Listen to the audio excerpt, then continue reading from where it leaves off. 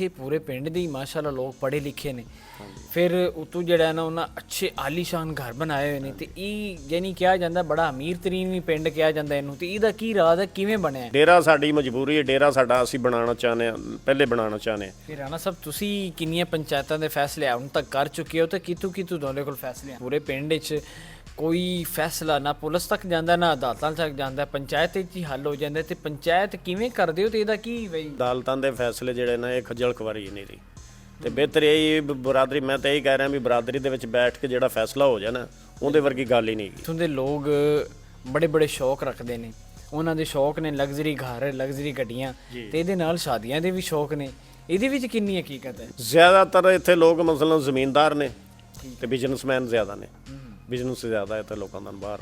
ਅੱਜ ਕੱਲ੍ਹ ਇਸ ਪਿੰਡ ਦੇ ਸ਼ੌਕ ਕੀ ਨੇ, ਰਵਾਇਤ ਅੱਜ ਕੱਲ੍ਹ ਕਿਹੜੀਆਂ ਨੇ?